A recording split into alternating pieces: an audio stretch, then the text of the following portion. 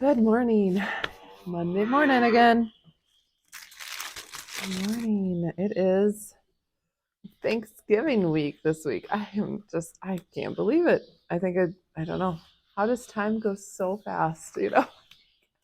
What? I think that that extended summer we had just kind of threw me off. We kind of went from, we had summer, we had a sprinkling of fall, then we had summer again, and then we had winter here, this in Wisconsin. It's just crazy. So yeah, it's hard for me to wrap my mind around the fact that it is actually Thanksgiving week, and that last weekend was hunting weekend. Like, we were hunting already. It was opening deer season. It just was. I could not believe it, and I still can't, even though I was out there and hunting. Just doesn't seem like it's time yet. Um, but it was a brutally cold weekend. So I'll tell you a little bit about that. It was a fun weekend. Yeah, and I hope your day is going great, and mine is going good. It was kind of night. I almost like slept in today, but not really because I don't sleep in. But yeah, it was just it's kind of weird. It's a Monday, but it doesn't feel like a Monday at all. We are taking the week off of school. We are doing a 6 week on, 1 week off system through. So essentially, we start in the middle end of August, go through June, and then take July and the beginning of August off of school. It really works well. I shouldn't say it works well because this is kind of our first year, but so far it's working really well. Sorry, I think I have to re-spray her. I had some issues and the iodine stayed on her a little longer. So anyway, it's kind of dried on. Okay, what was I saying? So this actually worked out great. This is our week off, and um, Thanksgiving week we would have been taking Thursday, Friday off anyway. So that was actually really good. So even though we have a week off, it really is only 3 days more than we normally would have taken. So that's really cool. And we have a very busy week anyway. So I'm excited that we have this week off. So, okay, it's going to take me a little longer to clean her. This weekend was the first weekend that I have left Johnny on her without me separating and without me milking. That is one of the joys of calf sharing. So I was gone all weekend at deer camp, which is my parents' house. We the kids and I spend the weekend there, and we hunt at my grandparents' house, or my grandparents' land. And Mike ends up going home and stuff so that someone can do chores. And he works at the butcher shop, which I'll get to talk about in a little bit. Anyway, so one of the joys of calf sharing is that we can leave, and I don't have to come home and milk. So that is really really nice. But I can tell he was a little rough with her. I can see she's got some cracks. And I have a feeling that he's not going to be able to stay on her for long. Bull calves, okay, I shouldn't say. Well, let's see. I've had 3 bull calves. So we had Apple. We've had Apple, and she had a bull calf. Her first calf here was a bull. Actually, all our calves here have been a bull. But then and we before that we had a foster cow named Toby. It's a story. I don't know that I have told you this story on here, maybe I will. But anyways, we had a cow that wasn't ours for a few months for a winter to help someone out. And she had a bull calf. Oh, that needs to be emptied. She had a bull calf that was with her when we took her in, and we got to keep him as like payment for taking her. And he tore up her teats. Just awful. Actually, we weaned him right away when we got them because he just had tore up her teats so bad. And then Apple's first calf, Jack, tore up her teats pretty good. We had to end up filing his teeth. They get like little, kind of like little burrs, sharp points on their teeth. And so We had to file his teeth a few times, then finally we just weaned him. And then she had the calf that she lost, and um, we got a heifer calf as a replacement. And she never tore up her teeth. She was always very nice, even though she was a pain in the butt when it came to weaning. She never wanted to wean. She didn't tear up her teeth. So I don't know if it's a boy thing or what, but yeah. My experience, the boys tend to be rougher. So yeah. So I noticed today that she does have some scrapes on her. So what I do, I'll have to bring it down tonight or tomorrow. They're not terrible by any means. They're not really bad, but I can see them. I see them starting. Just get some hay. I must have hay on my coat that's getting on her. I'll bring down some vitamin E. Liquid vitamin E is my miracle cure. I do use Dr. something or other's Naylor's balm, and that's what I milk with. That's what I use for really lubrication while I milk her. It's more comfortable for her, and has some kind of like medicinal stuff in there that helps as well. But vitamin E is just amazing. I also make tallow lotion and balm, and I think I'll probably try some on her. I bet that will work so good. Tallows. I'll probably mix tallow and vitamin E and make a special one for her. So I can see, and I don't know how today's milking is going to go because we've had two, so Saturday and Sunday, neither day I didn't milk either of the days. So I don't know how much she's got here. And then we came home late last night and separated late. So we'll see. In the past, we've never had a problem with calf sharing when we occasionally do it, or we calf share all the time, but leaving and having the calf take over, we've never had a problem. But I've never done more than like 1 or 2 days at a time. I'm sure I could do more. Apple is a very forgiving cow, very go with the flow type of a cow. So like she gets mad at me sometimes when I throw her off routine. She gets a little annoyed, but for the most part, she's not going to be mad that I give her her baby for longer, right? So she takes it all in stride. So we'll see how much milk I actually get today. I don't know, but he's extra loud today because he's like, wait a minute, I had the whole weekend with mom. All right, so let's talk about our hunting weekend. So we have my husband and I both hunt and have forever rifle hunt. Well, he bow hunts as well. I don't have time to bow hunt, but our boys we have a 13-year-old boy and a 10-year-old boy, and they took hunter safety this year. And our 10-year-old boy has hunted with Mike for a long time, and Eli, our oldest, hunted a couple of years. Anyways, and they both decided they wanted to hunt this year, which was great. We did not think our older son really would want to hunt. He just wasn't that interested in it, and that's totally fine. We're totally okay with that. But we still, everyone has to take hunter safety because that's really, and it's a very important class to take that everyone should take. And after that, he was like, I think I want to hunt. So we did. But that meant that we each had to hunt with them. Usually, Mike takes out our 10-year-old son, takes him out, and I sit by myself in the stand, which is nice. It's kind of my little getaway. But this year, we both needed to be hunting together, which is totally fine. My stand, it's a tower stand or like a tripod stand, and it's big enough for 2 people. But 1 second. Okay. She's all settled. I look very orange with the sun coming up. A little later than I normally milk, but Mike and I had a lot to talk about this morning. Okay, anyway, so yeah, so I have my stand. Can fit 2 people, but it was insanely cold this weekend. Like, real feel of like 2 degrees. It was so cold and windy, and I knew we were just gonna be miserable if we sat in that because there's no place for a heater or anything like that. It's open, like we have a tarp that goes around it, so there's not wind blowing through the whole thing, but there's nothing over the head, or it's just it's open and cold. So Mike put up set up a couple of ground blinds, and William and I sat in one. They sat in one.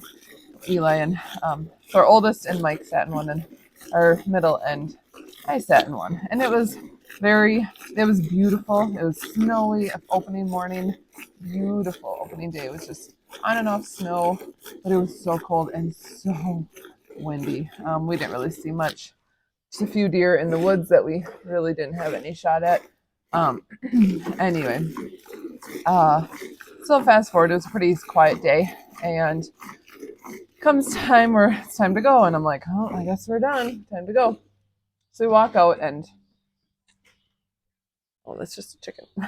And Mike and Eli were along the fence. Like we weren't very far from each other. I mean, definitely like a safe distance. There's a hill between us. Anyway, and we walk out, and Mike is there poised with his gun up and out looking over a field, and we could not see what was going on. It was kind of snowy, and our angle, we're like, what is going on? We couldn't tell if he was just looking through his scope at something, because early in the day he was doing that too, just to see. He's got a new scope. Anyway, and so we were walking slowly, kind of just cautiously. We were well behind and angled away that we weren't in any way of them. And all of a sudden, boom! And we're like, okay, he's shooting at something. And we still could not see what he was actually shooting at. And it's a good thing we didn't. I could have taken a few more steps and kind of come out of the pines that we were in and kind of seen what was going on, but it's a good thing we didn't. We would have messed everything up. They weren't, it's just hard to explain, but they weren't shooting at us by any, they were actually shooting angled away from us.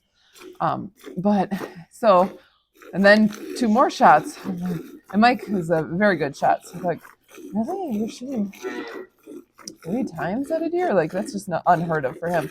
And anyway, and after the third shot, all of a sudden I see this deer running, and it kind of is heading towards us, and then it circles around, and it just piles up. And it's, I mean, beautiful shot, just piles up. It's done, and I could tell it's a buck. And oh my gosh, that's awesome. So we meet up, and we're just like, holy cow. I mean, it was literally at the last minute that you could hunt. Like, it was the last second. And what had happened is Mike and Eli had come out, and they saw a deer, two deer, I think they said 2 does running across the neighboring property toward our property, or the property we hunt on. And so they kind of hurried up so that they could get within shooting. They could kind of see the angle they were going, hurried up so they could get to the spot where they could shoot if they crossed the fence. And unfortunately, it was too far of a distance for Eli to shoot. But they got all set up, and sure enough, they crossed the fence, and they got there, and Mike shot at the doe. And he's like, it was a great shot. And she kind of ran a little bit, and she hunched up and stumbled like they do when they're shot. And then she took off, and he's like, well, that's weird. So he shot again. And then when he did the second shot, all of a sudden he sees this buck, and he's like, where the heck did that come from? So he shoots that, and that was his third shot. And perfect shot. He did not go far at all. Perfect shot right through the heart. And like I said, it just happened so fast. If we had stepped out, we might have spooked them. I'm not sure exactly. It was just kind of crazy. But so we go over there, and it is so incredibly cold. We are all just shivering. Our hands are frozen. I took a picture of them like immediately. We ran over to that buck. Made sure it's dead, and took the picture, and I'll post it here of the boys and Mike. And sorry, the sun is got a glare there. And Apple moved. Get really up and close. And so I went and I called my sister and my dad and said, hey, you want to come down with the truck or the Ranger? And we've got something here in front. It was right in front of my tower stand. And so, okay, we'll bring the truck. And I walked, I'm like, well, let's go I'll go grab the van just so that we could have something to sit in and warm up while we're waiting. So incredibly cold. And it started just blizzard snowing almost immediately. And so Mike's like, I really feel like I hit that doe. I feel like it was a good shot. And like I said, he really is he's good at shooting it, or very good. Anyways, so they're looking while I go get the van, bring it down, and my dad and his sister came with the truck. And and it's getting dark really fast too. So they're looking at the buck, and it's awesome. We had a picture of him on trail camera that we just got a couple weeks ago, and he had been shot during bow season, and the shot was low and hit his legs, so his front knee and you could see where it hit him in the chest as well, but low enough that if the person had been just a couple of inches high, it would have been just a great shot, but it wasn't any of us that shot him. So we got this picture, and we're like, oh, I hope someone can kill this deer, just because we don't want it to suffer all winter. It could get gangrene or whatever, and we just didn't want it to. So, and it's a nice buck too. And so Mike didn't even know that was the buck. He saw that it had a nice main beam, and he shot. He's like, awesome. That's a nice big deer. So again, I'll show you. I probably already have inserted the picture. So it's really the biggest deer he's ever shot. So it was so cool, and we all got to watch it. Eli was there with Mike, and granted, William and I didn't get to see the deer while they were standing there, but we got to see it all go down. Watch the buck die, and it was just the coolest thing. How that all happened. Well, then, so I just had this feeling. I'm like, I'm just gonna go look the fence line, because we're very close to the property fence line. Let me just walk the fence line, because we had walked all over, and there's snow on the ground, so you could see blood. Did not see any blood. And he's like, that is just the weirdest thing. How did I miss that doe? And so I walked the fence line, and there's nothing. I'm like, gosh, no blood, absolutely none. Oh, okay. So just about to turn around and go back, and I see something shiny, and I have my headlamp on. Again, it's dark. I can't see anything. I have a headlamp on, and I see something shiny, and I turn, and it's her eyeball. She's dead right at the fence. Like, her nose is touching the fence. She went, I don't know, 50 yards, 75 yards, something. But everything happened so fast that he wasn't really watching her, because then he had the buck come out. She didn't go far. Well, the craziest thing is, there was a reason there was no blood. That he doesn't know if it's bullet. It probably is his ammo. Right now, you get what you get, right? And it didn't exit, and she had everything. She bled internally completely. She had no blood, none on the ground, none on the snow. So that's why we couldn't track her. And luckily, I was able to. I just had the idea, like, I had to go look, because again, I know he's a good shot. So for him to completely miss, it was quite a distance. But again, he's really good. Sorry, I'm out of frame. He's a good shot, and when he's confident about something, things happen. But I just knew that I had to check. So I walked back to them. They're gutting the buck. Sorry, I'm out of frame. Just getting stuff together. Usually you're not so close. They're gutting the buck, and I said, when you're done with that, you might want to go take care of that doe over there. And they're like, what? So that was really cool. Big doe, 160-pound buck, and I shouldn't say big, average, 120, 22-pound doe or something like that. So that was our fun excitement of the weekend. So our family we have 5 deer in the freezer now, so that's awesome. We are not doing another processing our steer until like 2024 January. Usually we process steers in January, February. So that's awesome. So we have a year without a steer. We still have meat from our last from our steer from before, but good to have 5 deer in the freezer. So from now on, we will just be hunting for family and friends to help them fill their freezers. And last night, I'll just quickly, because I'm out of time. There's a lot to talk about.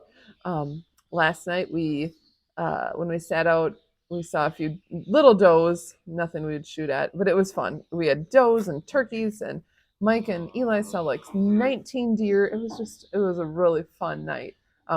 The deer that they saw, it was too far for them to shoot at, but we had a fun time, but it's so cold. So we're really hoping that next weekend's not so bad.